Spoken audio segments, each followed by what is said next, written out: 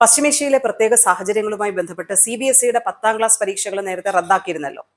അപ്പോൾ എങ്ങനെയാണ് ഈ കുട്ടികളുടെ മൂല്യനിർണ്ണയം അടക്കമുള്ള കാര്യങ്ങൾ നടക്കുന്നത്, അസസ്മെന്റ് എങ്ങനെയാണ് മുന്നോട്ട് പോകുന്നത് എന്നുള്ള ഒരു കാര്യത്തിൽ ഇപ്പോൾ ഒരു വ്യക്തത വരുത്തിയിരിക്കുകയാണ് CBSE. UAE, Qatar, Oman, Kuwait, Bahrain, Saudi Arabia എന്നീ രാജ്യങ്ങളിലെ വിദ്യാർത്ഥികൾക്കായിട്ടാണ് പ്രത്യേക അസസ്മെന്റ് CBSE കൊണ്ടുവരിക. ഇത് സംബന്ധിച്ച അറിയിപ്പ് CBSE നൽകിയിട്ടുണ്ട്. ഫെബ്രുവരി 17 മുതൽ 28 വരെയുള്ള പരീക്ഷകൾ കൃത്യമായിട്ട് വിദ്യാർത്ഥികൾ അറ്റൻഡ് ചെയ്യുകയും അത് വിജയകരമായി നടത്താനും കഴിഞ്ഞിരുന്നല്ലോ. CBSEയുടെ അറിയിപ്പ് അനുസരിച്ച് ഫെബ്രുവരി 17 മുതൽ 28 വരെയുള്ള പരീക്ഷകൾ വിജയകരമായി പൂർത്തിയായിരുന്നു.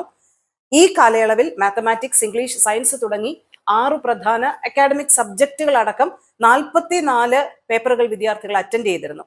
ഇതിൽ 16 ലാംഗ്വേജ് പേപ്പറുകളും സ്കിൽ അടിസ്ഥാനത്തിലുള്ള 22 സബ്ജക്റ്റുകളും ഉൾപ്പെടുന്നുണ്ട്. അപ്പോൾ ഓരോ വിദ്യാർത്ഥിയും പൂർത്തിയാക്കിയ പരീക്ഷയുടെ എണ്ണം കൂടി പരിഗണിച്ച് കാറ്റഗറി അടിസ്ഥാനത്തിലുള്ള ഒരു വിലയിരുത്തലാണ് നടത്തുക. എല്ലാ പരീക്ഷ എഴുതിയ കുട്ടികൾക്ക് അവരുടെ യഥാർത്ഥ പ്രകടനം വിലയിരുത്തി മാർക്ക് നൽകും. അതേസമയം 4 പരീക്ഷ എഴുതിയ കുട്ടികൾക്ക് അവർ മികച്ച പ്രകടനം നടത്തിയ 3 പരീക്ഷകളുടെ മാർക്ക് എടുത്തിട്ട് അതിന്റെ ശരാശരി കണക്കാക്കിയാണ് മറ്റു വിഷയങ്ങളിൽ മാർക്ക് നൽകുക എന്നുള്ള ഒരു വിലയിരുത്തലാണ് CBSE ഇപ്പോൾ അറിയിച്ചിരിക്കുന്നത്. ഇനി 3 വിഷയങ്ങൾ എഴുതിയ കുട്ടികൾക്ക് അവർ എഴുതിയതിൽ കൂടുതൽ മാർക്ക് ലഭിച്ച 2 വിഷയങ്ങളുടെ മാർക്കിന്റെ ശരാശരി ബാക്കി വിഷയങ്ങൾക്ക് നൽകും.